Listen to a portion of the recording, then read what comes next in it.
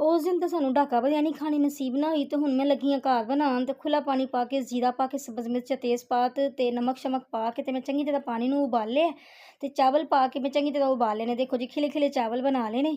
ਤੇ ਹੁਣ ਖੁੱਲਾ ਪਿਆਜ਼ ਪਾਇਆ ਤਾਂ ਕਿ ਗ੍ਰੇਵੀ ਬਣੇ ਅੱਛੀ, ਤੇ ਪਿਆਜ਼ ਨੂੰ ਅੱਛੀ ਤਰ੍ਹਾਂ ਫਰਾਈ ਕੀਤਾ। ਫਿਰ ਪਾਇਆ ਲਸਣ ਅਦਰਕ ਦਾ ਪੇਸਟ, ਅੱਛੀ ਤਰ੍ਹਾਂ ਪਾ ਕੇ ਉਹਨਾਂ ਨੂੰ ਭੁਨਾਈ ਸ਼ੁਨਾਈ ਕਰਕੇ, ਥੋੜ੍ਹੇ ਜਿਹੇ ਜਿਹੜੇ ਗਰਮ ਮਸਾਲੇ ਪਾਣੇ ਸੀ ਉਹ ਪਾਏ, ਨਮਕ ਮਿਰਚ ਹਲਦੀ ਤੇ ਜੀ ਸੁੱਕਾ ਧਨੀਆ ਤੇ ਸੌਂਫ, ਉਹਨੂੰ ਵੀ ਦੜਾ ਮੜਾ ਕਰਕੇ ਪਾਤਾ। ਉਹਨੂੰ ਜ਼ਿਆਦਾ ਫਾਈਨ ਪੀਸਣਾ ਨਹੀਂ ਹੈ। ਉਸ ਤੋਂ ਬਾਅਦ ਪਾਏ ਜੀ ਮੈਂ ਇਹਦੇ ਵਿੱਚ ਆਲੂ ਬੁਖਾਰੇ, ਤੇ 7-8 ਪਾਏ ਇਹਦੇ ਵਿੱਚ, ਤੇ 2-3 ਪਾਏ ਆਪਣੇ ਮੂੰਹ 'ਚ। ਨਾਲ ਨਾਲ ਨਾ ਆਪਣਾ ਹੱਥ ਨਹੀਂ ਰੁਕਦਾ ਉਸ ਟਾਈਮ, ਦਿਲ ਕਰਦਾ ਕਿ ਆਲੂ ਬੁਖਾਰਾ ਨਾਲ ਹੀ ਖਾ ਲਈਏ।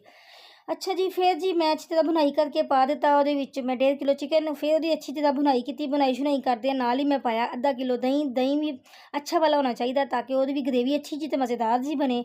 ਜਦੋਂ ਹੋ ਜਾਏ ਜੀ ਅੱਛੀ ਤਰ੍ਹਾਂ ਇਹ ਸਾਰਾ ਕੁਛ ਤਿਆਰ, ਤੇ ਉਸ ਤੋਂ ਬਾਅਦ ਫਿਰ ਤੁਸੀਂ ਲਾਣੀਆਂ ਨੇ ਲੇਅਰਾਂ।